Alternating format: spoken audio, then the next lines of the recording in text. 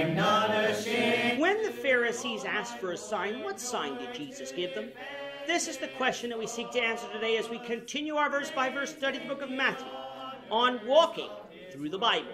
The glory of his cross. If you have a Bible with you, you can turn to Matthew chapter 16. We're going to be reading from verses 1 to 4. If you don't have a Bible, don't worry. Just follow along with us on the screen. The version that we'll be reading from is the New King James Version. So, Matthew chapter 16, beginning at verse 1. Then the Pharisees and Sadducees came and testing him asked that he would show them a sign from heaven. He answered and said to them, when it is evening, you say, it will be fair weather, for the sky is red. And in the morning, it will be foul weather today, for the sky is red and threatening.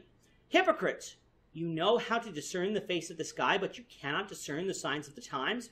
A wicked and adulterous generation seeks after a sign, and no sign shall be given to it except the sign of the prophet Jonah. And he left them and departed. At the end of chapter 15, we had Jesus once again crossing the Sea of Galilee, having just fed the 4,000. He came to the region of Magdala, or as Mark says, Dalmanutha, another name for the same place, an area on the west side of the Sea of Galilee, believed to be somewhere near Cana.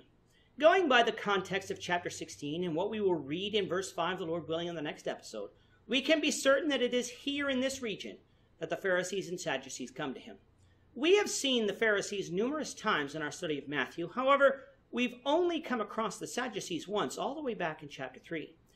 There we only saw them in relation to John the Baptist's ministry, where he called them a brood of vipers because they would not repent at the teaching of the message from God. We have not seen them with respect to Jesus' ministry.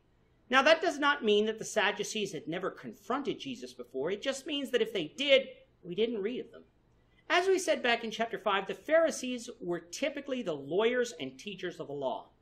Their problem wasn't that they were too strict in following the law. Their problem was they didn't practice what they preached and then added to God's law traditions of men.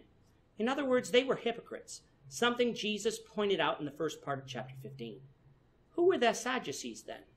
They were yet another sect of the Jews, many of whom were priests in the temple, but on the whole, most Sadducees occupied the upper echelons of Jewish society and as such had a vast amount of wealth and power. As for their beliefs, it is thought that they held that the only authority to be followed was what God revealed in the Old Testament, especially the first 5 books which contained the law of Moses, and thus they rejected the oral traditions that the scribes and Pharisees taught were also binding. As such, since they didn't explicitly read of any resurrection, they didn't believe in it.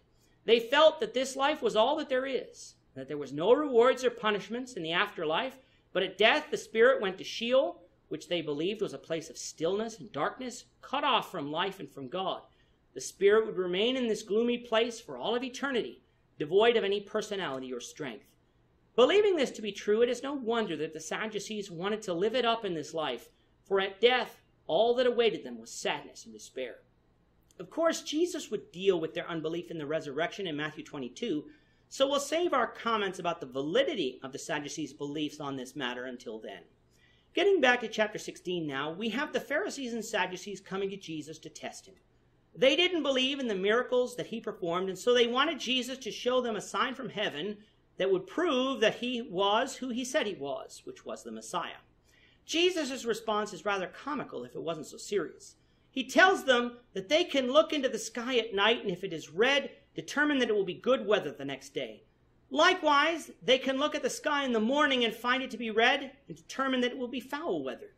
He said to them that they are hypocrites, for how can they look at the signs in the sky and determine the weather, but not look at the miracles that Jesus performed and not be able to determine that he is the Messiah? Since they are completely blind with regards to what Jesus has said and done, he would not give them a sign except that of the prophet Jonah. We discussed what that meant back in Matthew 12:39, but just to quickly refresh our memories, Jesus said that just as Jonah was in the great fish for 3 days and 3 nights, so also Jesus would be in the heart of the earth. So, the sign of the prophet Jonah had to do with Jesus' resurrection, a truth that the Pharisees understood, for at the end of chapter 27, they would ask Pilate to set a guard at Jesus' tomb in order to prevent the disciples from stealing Jesus' body and claiming he was resurrected. Having answered these 2 groups, Jesus left them and departed. When it comes to us today, many people claim that they would believe in Jesus if only God would provide us a sign.